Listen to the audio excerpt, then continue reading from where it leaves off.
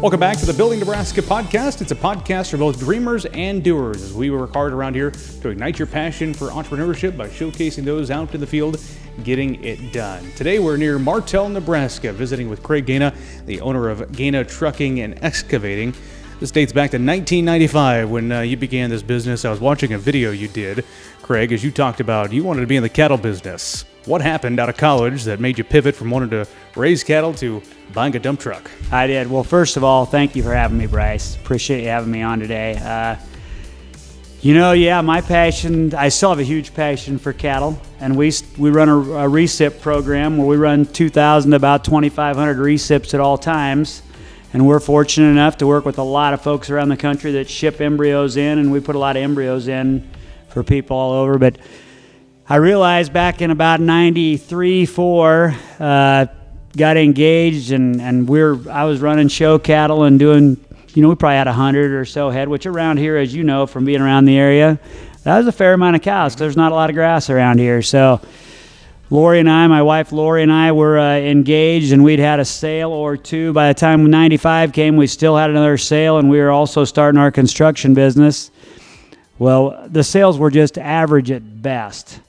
Part of that was us being young and didn't have as big of a clientele base, but more so, we're just so close to the metro area.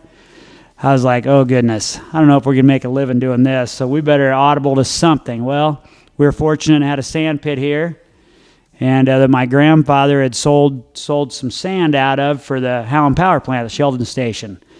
And there was a hole there, so I calved cows in that hole, the sand pit.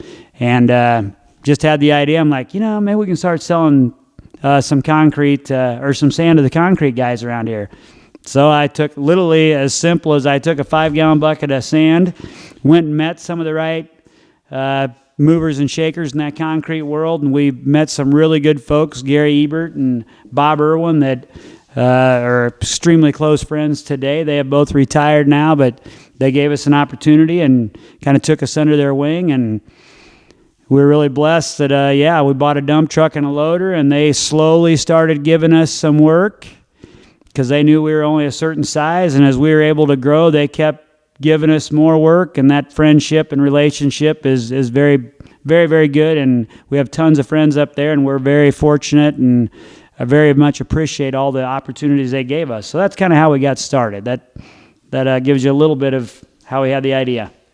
We're a statewide podcast. A lot of people around the state will be able to watch this episode and listen back to it, Craig. But when I describe you all regionally, for somebody who grew up in this area, you can't look around Lincoln, Nebraska, in the region without seeing a Gana truck somewhere out and about. So tell us what you can or what you're willing to share with us about the size and scope of the business today, what all you guys do. Well, humbly speaking, we've been fortunate enough to grow to about 100 trucks and about 200 machines. So there's about not quite 300 employees. We'll land anywhere from 250 to 275, and I don't think we've ever quite touched 300, but we get up there close when it's busy season, of course. And we started the business aggregate hauling. So that was our main focus, is just literally hauling sand and concrete fines and so on and so forth to concrete guys. And that's how we got started. Well, then we've obviously grown that portion of aggregate hauling. We've grown that into some other divisions. So we also have an excavating division that we do an awful lot of site work and grade work for mostly commercial buildings, but we do a lot of residential yet. So we're just, we take a lot of pride in the fact that we don't care if it's a small project in the backyard of someone's house or if it's a horse track in Ogallala, Nebraska we're getting ready to go do. And we're fortunate to be doing both the Google projects. That's just a couple off the top of my head that we've got going, but we've just been fortunate to meet a lot of folks that have been good to us, and we work really hard. Every project matters the same to us, and we work really hard at every one and try to be really, really good communicators so we know exactly the critical path to make sure we're either on schedule or ahead of schedule for all those folks. And that's in a nutshell kind of the big picture of our size and what we try to do and what we stand for. Well, I imagine this is a fairly competitive industry. About every job you have to bid out. What's been the key to standing out against competition over the past 30 years or so? no doubt it's competitive, and rightfully so. It should be. Individuals are going to pay the kind of money that it costs to go do the dirt work that we do, and all phases of whatever the project is not cheap. So it should be competitive, and I'm glad it is. Really what it comes down to, in our opinion, is just integrity. We take the utmost.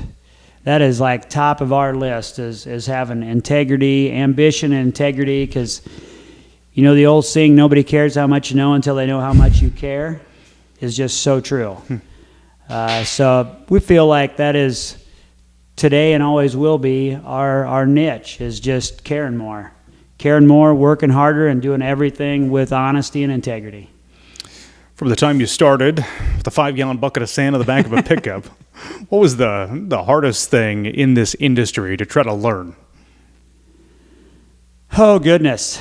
That'd be a long list, Bryce. I don't know that I can sit here and tell you the hardest thing. That's a long list. Probably a lot of hard lessons along the way. Well, yeah, there's just, like any industry, there's a lot of moving parts. Everything's very innovative in today's world. There's constantly newer and better ways to do things. As far as the biggest challenge, I don't know that there's any one thing, is trying to grow. It's a capital. What we do is very capital intense. Mm-hmm. So here you are, your vision is to grow and customer service, and you're fortunate enough to grow because you keep getting more customer service because you're hopefully earning that, right? Well, then you also got to, when you're a young couple, you've got to try to bank that. So you've got to try to be able to afford to keep buying the equipment to keep servicing what you're selling. So First State Bank, we owe a lot to that team over there, Dan Kroger and that team.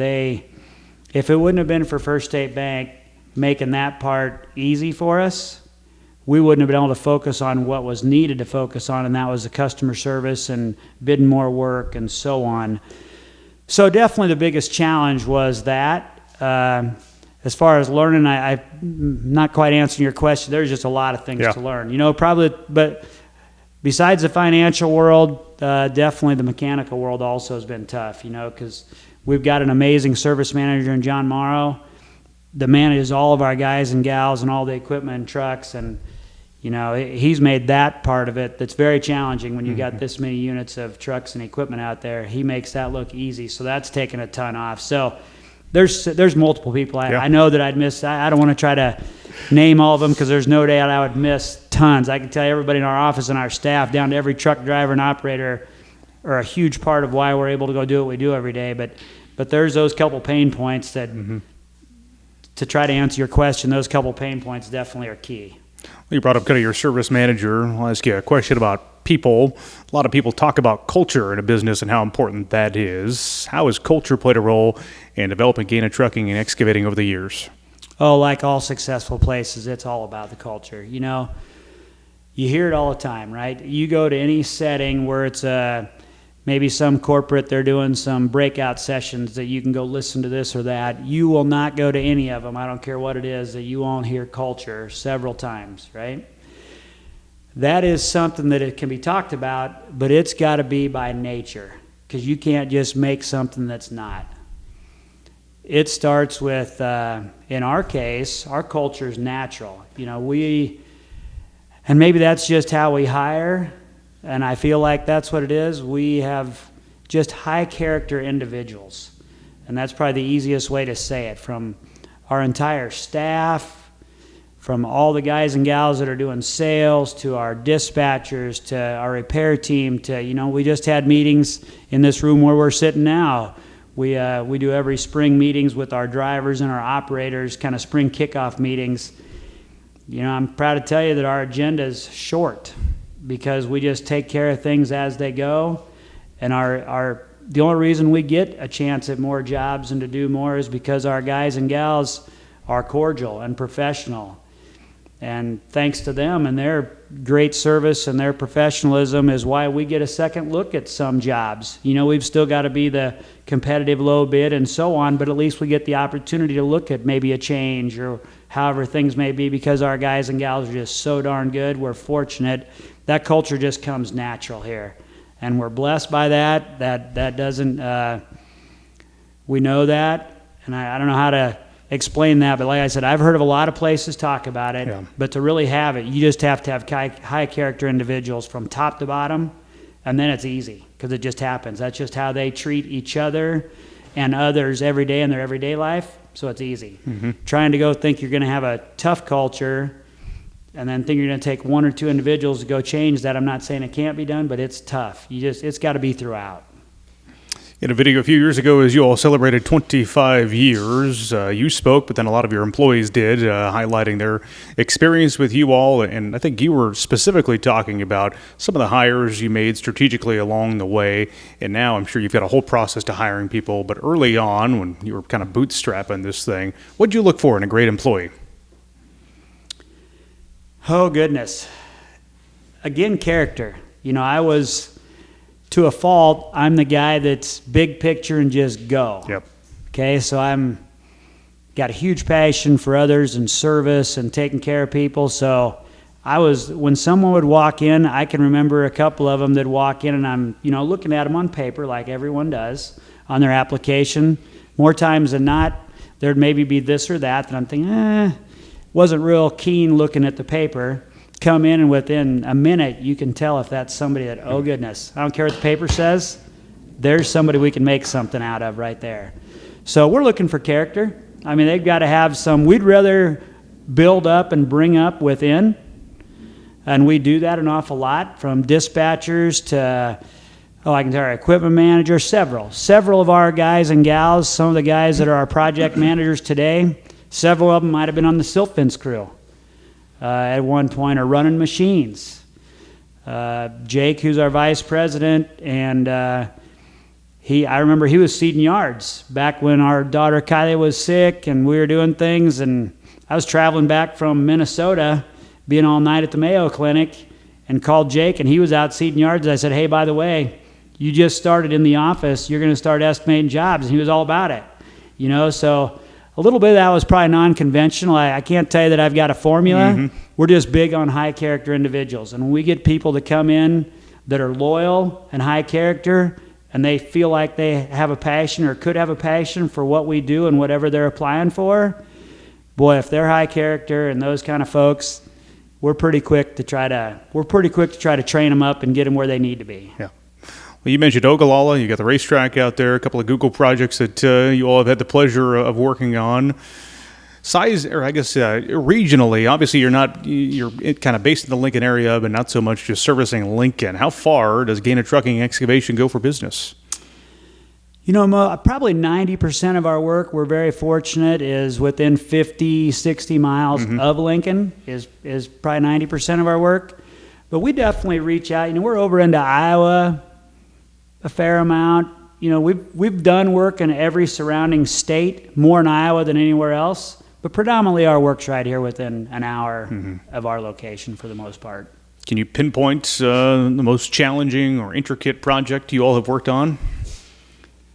Oh goodness, well PBA, Pinnacle Bank Arena, definitely, that was a fast pace, and we're fortunate enough to, Mortensen Contracting was the general contractor of that project. That's also who we're fortunate to work with again at the Google projects. So that definitely was one that was high pace. There was parts of the bypass that just finished. There was parts of that was giddy up and go because it was a critical path on some of those. So every job's got its at some point something that's maybe pretty high pressure, but Pinnacle Bank and these Google jobs are the same way. They're definitely high-profile jobs that you can't stub your toe on. So it seems like every year there's always one or two or five that are that way. There's always one. Anymore, they're about all that way. They're all pretty high pressure because the schedules are, sometimes what's wanted done, well, then it gets started late for whatever reason, and those schedules, sometimes we're the first ones there, and they'll tell us sometimes we get there, hey, by the way, the job's already 2 weeks or 3 weeks or a month behind. So it all starts right there. So that you can tell the pressure that comes with about every job when you land on them, and that's the situation. Well, I appreciate everything you've shared so far. It's interesting to learn about the business. Craig, I wanted to spend maybe a few more moments, though, asking some entrepreneurship business type questions. The first one, do you consider yourself an entrepreneur? And if so, has that always been the case? Yeah, I guess I'd fall under that I guess I'd fall under that, yes. It always has been. I just have always been one to go kind of do my own thing and go charge of my own thing and I was just always looking for something, the next thing. So yes, I guess I'm kind of stumbling around on you on that, Bryce, and I apologize, but yeah, I would fall under that category, and I enjoy looking at the next thing. I really do. And to this day, that's what drives me.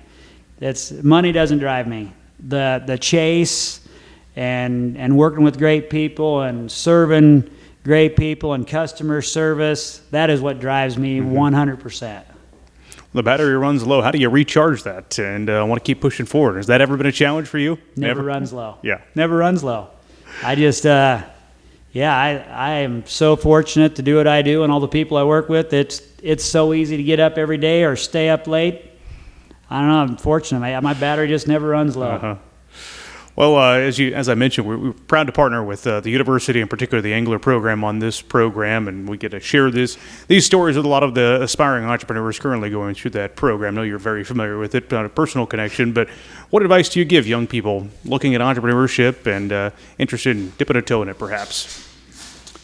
Well, I want to hit on the Angler program real quick for you. The Angler program, I have the utmost respect for Tom Fields and the program itself, and I'll bet you we've talked, our daughter Kylie went through it. I would hope that we've influenced several that are either going through it or have gone through it that way, because that program is second to none at the university. And you don't have to necessarily go to be an entrepreneur or be in that program, and you know that, Bryce. The program is designed just to go for anybody that even has any aspirations of that. But what I admire about the program is just you meet so many great kids from all areas of the country. Some are maybe going to be an entrepreneur. Some possibly may not, but they're going to get open to that. They're going to get opened up to that. So that is what I enjoy about the Angler program and appreciate about it so much. It's just, our two boys, if they end up going to the university, there's no doubt they'll go through the program, hopefully. Just because it just is such a well-rounded, just a lot of well-rounded kids is what I've noticed. I've been fortunate to speak up there and help quite a few times, and the kids are just well-rounded at a young age, and that's the kind of environment you want new kids to be able to be a part of. Getting back to your question on what would I say to some young entrepreneurs is definitely go do what your passion is. I think kids, when you're in high school, college, and adults, you'll hear that an awful lot. But that's one thing I have definitely learned for sure is, as you're an entrepreneur and you're one that's made a visionary and you're looking at all these different things. Well, just because, especially at a young age, just because you've got a friend or you see someone doing something, they're successful at it, but if that's not a passion of yours, don't go do that. Go do what your passion is, because then it's easy to wake up every day, and then you'll no doubt be successful at it. And if you're fortunate enough to have multiple passions, great. But don't ever be the leader that you were born to be. Don't ever be a follower and go do something else that you see somebody else doing. Because if you don't have a passion for it, you're not going to do anything what they've just accomplished. So go do what your passion is. If you got a vision for something and you've got a passion for it for whatever the reason, by goodness, you can do it. Just go do it. Final question I had for you has to do with time. You're a busy man, Greg. I don't need to tell you that, but you've got Gana Trucking Excavating. You mentioned the cattle business that's kind of behind us here.